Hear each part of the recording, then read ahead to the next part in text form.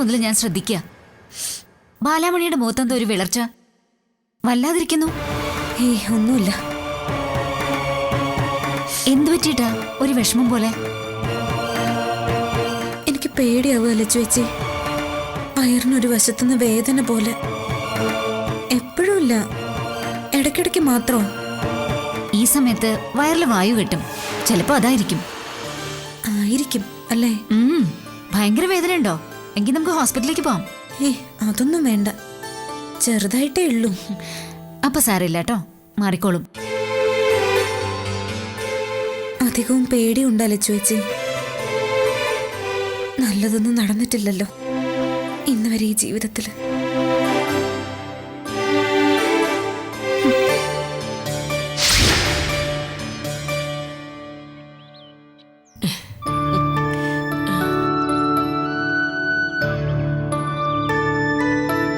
നിങ്ങളല്ലേ ഇവിടെ സ്ഥിരം വരാറുള്ള മീൻകാരി? അതെ മക്കളെ, മോൻ കളിയാക്കിയാ ചോദിച്ചെങ്കിലും ഞാൻ മീൻകാരിയാ. മീൻകാരിയോട് പിന്നെ നിങ്ങളാണോ ഇവിടെ വരുന്ന ജില്ലാ കളക്ടറിന് ചോദിക്കാൻ പറ്റുമോ? അല്ലേ? നിങ്ങൾക്കെന്താ ഈ വീട്ടിൽ ഇത്രയും സ്വാതന്ത്ര്യം? അഴകത്തമ്മ എനിക്ക് ജീവനാ. പിന്നെ ആ ഇളയ ചെറുക്കന്റെ ഭാര്യയില്ലേ കവിത, അവളെ കാണുമ്പോ എനിക്ക് സർവാംഗം കലി കയറും. അല്ലാതെ ഞാൻ ഒരു സ്വാതന്ത്ര്യം കാണിക്കാറില്ല. അല്ല, മോൻ എന്നെ കണ്ടിട്ട് എന്ത് തോന്നുന്നു? മീൻകാരിയാണെങ്കിലും ഒരമ്മയാണെന്ന് തോന്നലില്ലേ? ഞാൻ ഈ മുണ്ടും ബ്ലൗസും ഒക്കെ മാറ്റി നല്ല പട്ടുസാരി ഉടുത്തോ വലിയ വീട്ടിലാണെന്നേ പറയത്തുള്ളൂ. മോൻ എന്ത് തോന്നുന്നു? സാരിയൊക്കെ ഉടുത്ത് മോന്റെ കൂടെ വന്ന സ്വന്തം അമ്മയാണെന്ന് തോന്നത്തില്ലേ? ആ ഒരു ലുക്കൊക്കെ ഉണ്ട്. എന്നാലും നിങ്ങളുടെ സ്വഭാവം ശരിയല്ലല്ലോ. മൈഥിലിക്കാണെങ്കിൽ നിങ്ങളുടെ കാര്യം പറയുന്നതേ ദേഷ്യ. ഓ, മോന്റെ ഭാര്യ ഒരു പാവം പെണ്ണാണെന്നേ. ദേഷ്യപ്പെടുമ്പോഴാ അവളെ കാണാൻ നല്ല ചന്തം. അതല്ലയോ ഞാൻ ചുമ്മാ വഴക്കുണ്ടാക്കുന്നേ. നിങ്ങളും എന്റെ അമ്മയും തമ്മില് എന്താ ഇത്ര അടുപ്പം? മനസ്സാ മക്കളെ, ഒരേപോലത്തെ മനസ്സ്. പണം വെച്ച് സ്നേഹം അളക്കുന്നില്ല. രണ്ടുപേർക്കും ഭർത്താവ് നഷ്ടപ്പെട്ടു. രണ്ടുപേരും കുട്ടികൾക്ക് വേണ്ടി ജീവിക്കുന്നു. രണ്ടുപേരും ജീവിതത്തിൽ ഒറ്റപ്പെട്ടുപോയി. ഒരാൾ മാളികയിലിരുന്ന് സങ്കടപ്പെടുന്നു, ഒരാൾ കുടിലിരുന്ന് സങ്കടപ്പെടുന്നു. അത്രേ ഉള്ളൂ വ്യത്യാസം. അതെ, അമ്മ അകത്തുണ്ട്. ആ പിന്നെ നേരത്തെ ഞാൻ മീൻകാരി എന്നൊക്കെ വിളിച്ചതേ അഹങ്കാരം കൊണ്ടല്ല. നിങ്ങൾ ഇത്ര നല്ലതാണെന്ന് എനിക്ക് അറിയില്ലായിരുന്നു. ക്ഷമിക്കണം. അയ്യോടാ, എനിക്കറിയായിരുന്നു മോനെ നല്ല കുട്ടിയാണെന്ന്. തൊട്ടുപോകരുത്.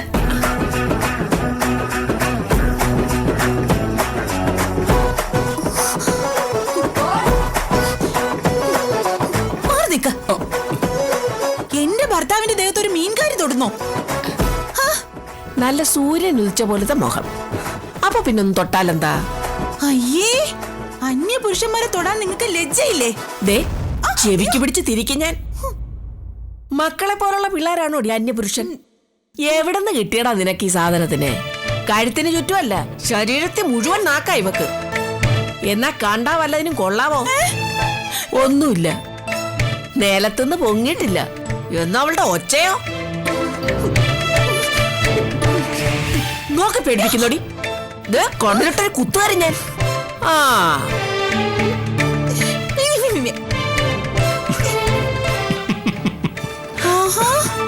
ചിരിക്കല്ലേ? നല്ല സ്ത്രീ അല്ലേ? അരവിന്ദേട്ടാ, അനാവശ്യം പറയരുത് കേട്ടോ.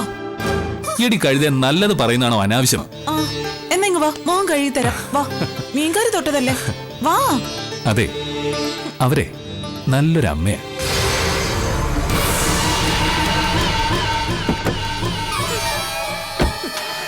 അഴകത്തമ്മേ. അയ്യോ എന്റെ ഈശ്വര, ഇതെന്തു പറ്റിയതാ കൈക്ക്? ഒടിച്ചില്ല മറ്റോ ഉണ്ടോ? ഏയ്, ഒന്നുമില്ലടി. കുളിമുറിയിൽ ചെറുതായിട്ടൊന്ന് വീണു. ആശുപത്രിയിൽ പോയാ പിന്നെ അവര് കയ്യൊക്കെ ഇങ്ങനെ കെട്ടിത്തൂക്കി വയ്ക്കും. അല്ലാതെ എല്ല് പൊട്ടിയിട്ടൊന്നുമില്ല. എന്നാലും ഞാനിതൊന്നും അറിഞ്ഞില്ലല്ലോ. എന്നോടൊന്ന് പറയായിരുന്നു. ഇതൊക്കെ അറിയിക്കാൻ പറ്റിയ സാഹചര്യമായിരുന്നോ നിനക്ക്? നിന്റെ അവസ്ഥ അറിഞ്ഞു വേണ്ടേ ഞാൻ പെരുമാറാൻ?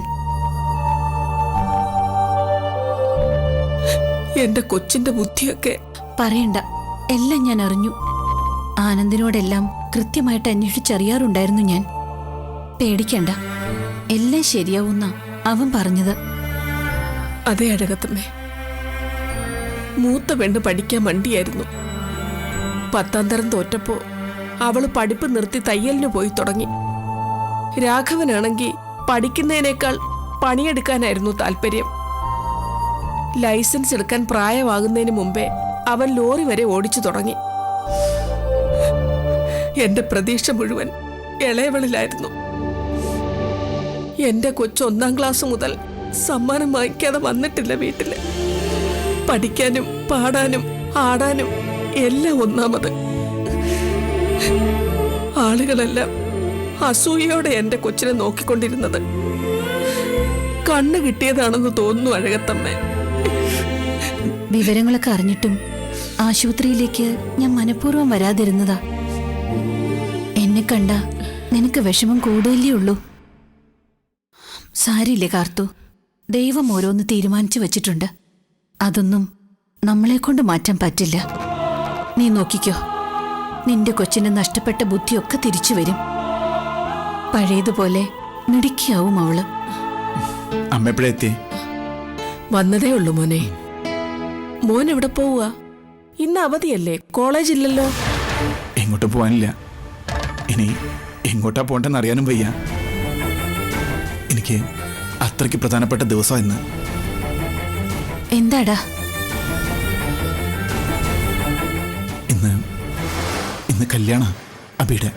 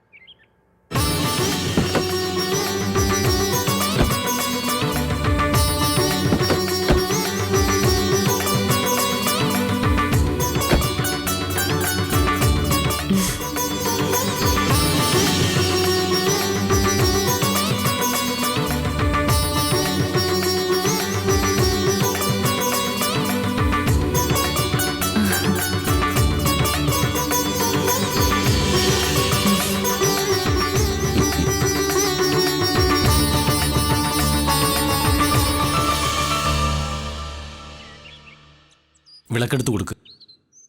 1 മിനിറ്റ് കൂടി കഴിഞ്ഞേ വലതുകാല് വെക്കാവൂ. ഗീതമ്മ വരും വിളക്കുമായിട്ട്.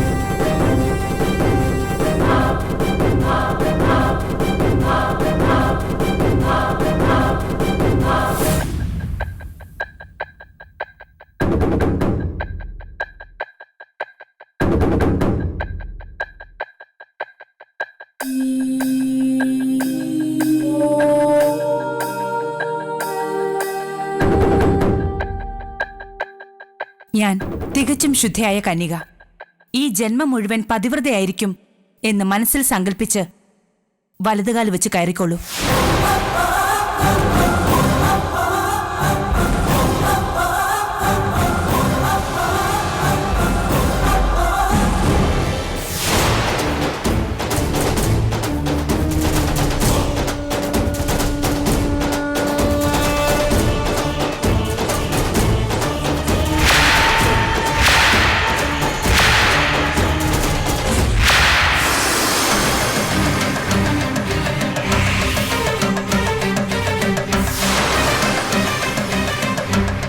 കേറി വാ മോളെ.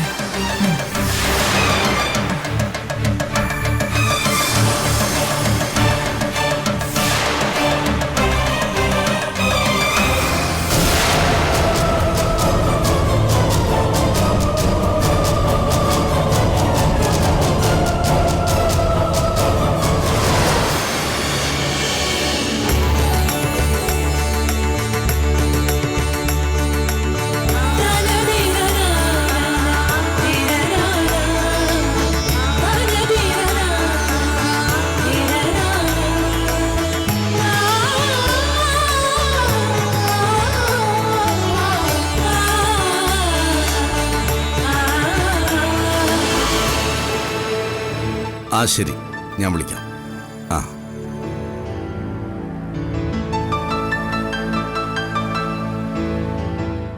എവിടെ സ്വർണമൊക്കെ? ദേഹത്തൊന്നും കാണുന്നില്ലല്ലോ. ഇട്ടില്ല. മോള് പൊതുവെ ആഭരണങ്ങളൊന്നും ഉപയോഗിക്കാറില്ല. എന്നുവെച്ച് കല്യാണ ദിവസം ഇങ്ങനെയാണോ? ആളുകൾ എന്ത് വിചാരിക്കും?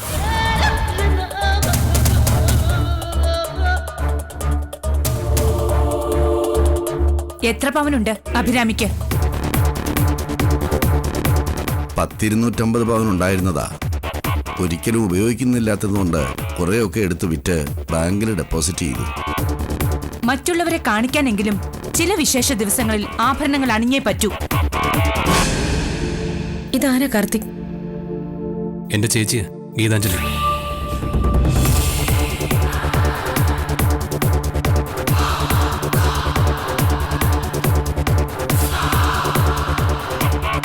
വാ മോളെ.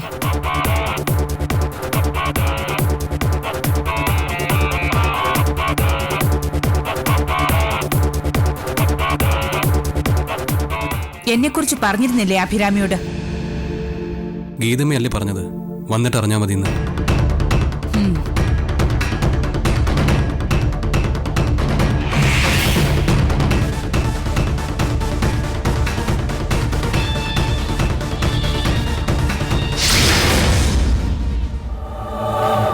അഴകത്തമ്മയുടെ സംശയം ശരിയാണെന്നാ എനിക്ക് തോന്നുന്നത്.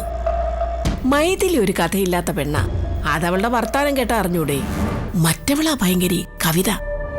അവള് തന്നെയായിരിക്കും എണ്ണ കോരി ഒഴിച്ചത്. അങ്ങനെ ഒരു സംശയം എനിക്കുണ്ട്.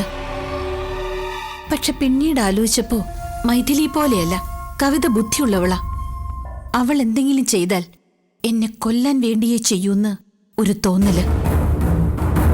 അവളെ എന്തിനാ അഴകത്തമ്മ ഇവിടെ വെച്ചോണ്ടിരിക്കുന്നത്? കൊല്ലാൻ മടിയില്ലാത്തവളെ പിന്നെ കൂടെ നിർത്തുന്ന എന്തിനാ? അങ്ങനെ പെട്ടെന്നിറക്കി വിട്ട ശരിയാവില്ല കാർത്തു. മൂർഖൻ പാമ്പാവള്. പത്തി നോക്കി അടിച്ചില്ലെങ്കി തിരിച്ചു കൊത്തും. ഞാൻ കാത്തിരിക്കുന്നത് ബാലാമണിയുടെ അഴകത്തേക്കുള്ള വരവാ. ആ കാർത്തു, അവളെ സുരക്ഷിതയായിട്ട് ഇവിടെ തിരിച്ചു കൊണ്ടുവരണം. ഇവളെ അഴകത്തമ്മ വീഴ്ചതല്ലേ? അയ്യോ അല്ല, ഇവളെന്നെ ദ്രോഹിക്കാൻ വേണ്ടി തന്നെ ജനിച്ചവളല്ലേ? അതെ, അല്ലെങ്കിൽ തന്നെ അമ്മയ്ക്ക് എന്നെ ഇഷ്ടമല്ല. നിങ്ങൾ വന്ന് എരുതിയിലേക്ക് എണ്ണ ഒഴിക്കാൻ നോക്കണ്ട. ഒറ്റ ഇടിവെച്ചാലും തോന്നാ എനിക്ക്. ഇതൊക്കെ എന്റെ തുണികളല്ലേ? അതെ, ഞാൻ കഴുകാൻ കൊണ്ടുപോവാ. വേണ്ട, എന്റെ വസ്ത്രങ്ങളൊന്നും നീ കഴുകണ്ട, ഞാൻ കഴുകിക്കോളാം. പിന്നെ കൈ കെട്ടിത്തൂക്കി വെച്ചോണ്ടല്ലേ കഴുകാൻ പോകുന്നേ? ഇത്രയൊക്കെ ആയിട്ട് അഹങ്കാരം പോയൊന്ന് നോക്കിയേ. നീ എന്റെ അഹങ്കാരം കളയാനൊന്നും നോക്കണ്ട. ഞാൻ വാഷിംഗ് മെഷീനിൽ ഇട്ടോളാം. അമ്മയുടെ ഡ്രസ്സൊന്നും മെഷീനിൽ അലക്കാറില്ലല്ലോ. എന്ത് ചെയ്യാം, ഗതികേടായി പോയില്ലേ? ഓഹോ, അത്ര പോലും ഞാൻ അലക്കുന്നത് അമ്മയ്ക്ക് ഇഷ്ടമല്ലേ? നിന്നെ എനിക്കറിയാവുന്നതല്ലേ. എന്തെങ്കിലും ചെയ്തു തന്നാ പിന്നെ അത് ജീവിതകാലം മുഴുവൻ നീ പറഞ്ഞുകൊണ്ട് നടക്കും. ഇങ്ങ് തന്നെ, ഞാൻ അലക്കാം. വേണ്ട വേണ്ട, ഞാൻ കഴുകിക്കോളാം. ചോട്ടുന്നുണ്ടല്ലോ. സ്വന്തം അമ്മായി അമ്മയുടെ വസ്ത്രങ്ങൾ കഴുകാനുള്ള സ്വാതന്ത്ര്യം പോലും എനിക്ക് വീട്ടിലില്ല.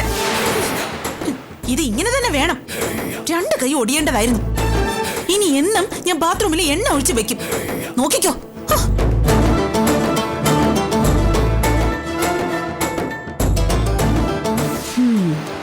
അപ്പൊ ഒരു കാര്യം ഉറപ്പായി, ഇവളല്ല എന്നെ വീഴിച്ചത്.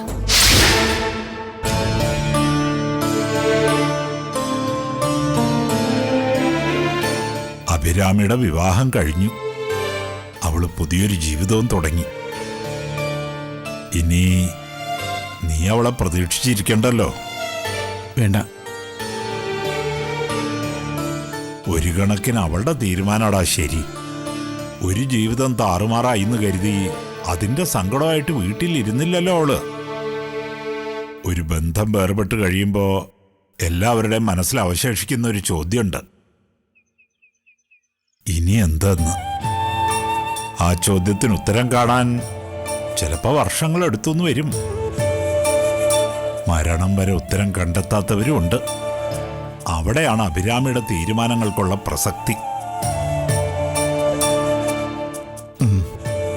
ഉണ്ണിയാൻ പറഞ്ഞത് ഒരു കണക്കിന് ശരിയാ.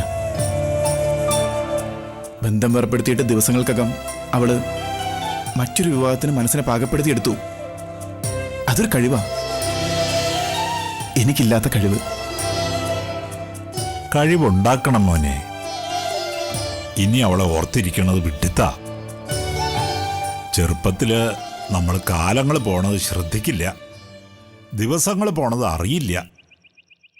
വാർദ്ധക്യമാകുമ്പോഴാ കഴിഞ്ഞുപോയ കാലങ്ങളിലേക്ക് നമ്മൾ തിരിഞ്ഞു നോക്കുക. അപ്പോ ചെയ്യാൻ കഴിഞ്ഞ കാര്യങ്ങളെക്കാൾ നമ്മളെ അലട്ടുന്നത് ചെയ്യാൻ കഴിയാതെ പോയ കാര്യങ്ങളായിരിക്കും.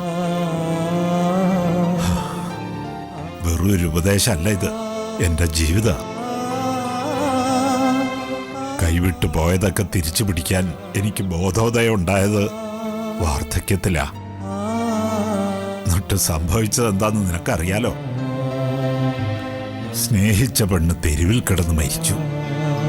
സ്വന്തം മകൾ അച്ഛനെ അംഗീകരിക്കുന്നുമില്ല.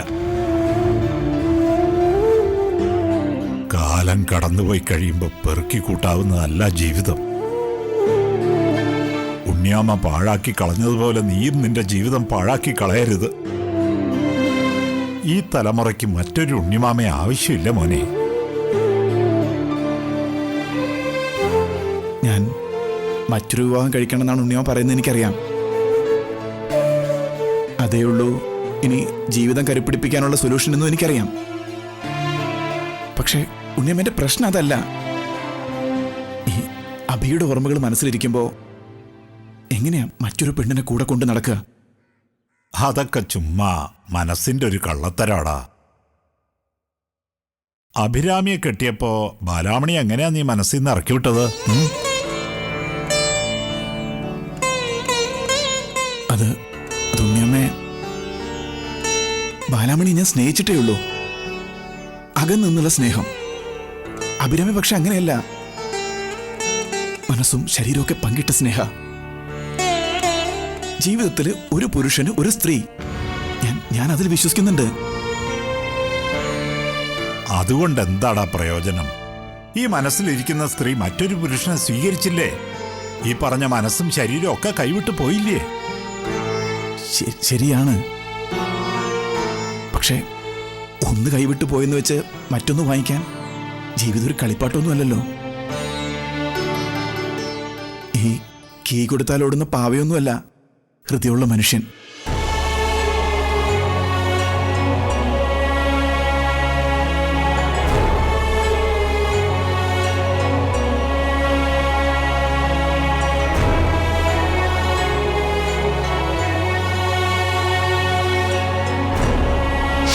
ശരി എന്നാ. ആ ഓക്കെ.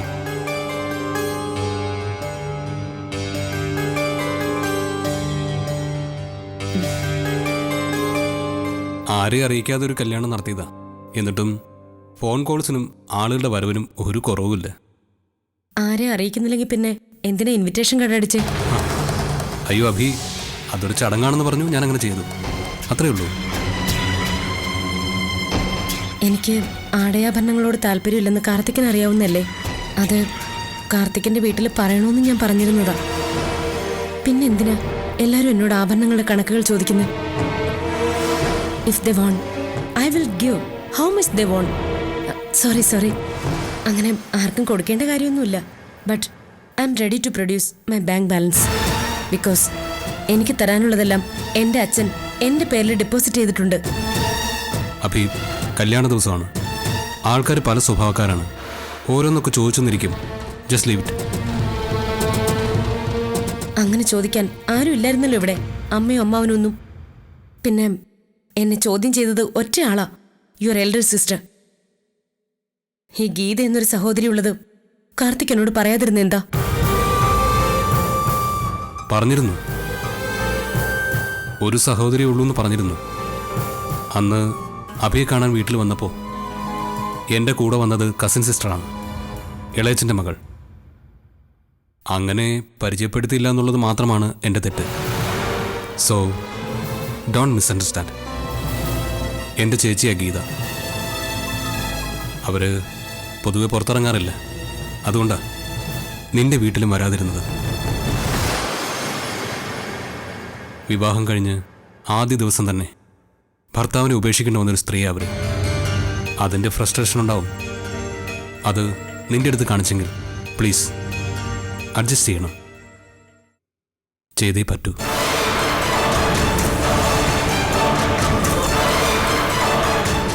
കാർത്തിക്, ഇതുവരെ ഞാൻ ചിന്തിച്ച ഒരു ലോകത്തല്ല ഞാൻ. പുറത്ത് ഞാൻ കണ്ട കാർത്തികിനെ അല്ല ഞാൻ ഇപ്പോൾ ഇവിടെ കാണുന്നത്. So I am totally confused.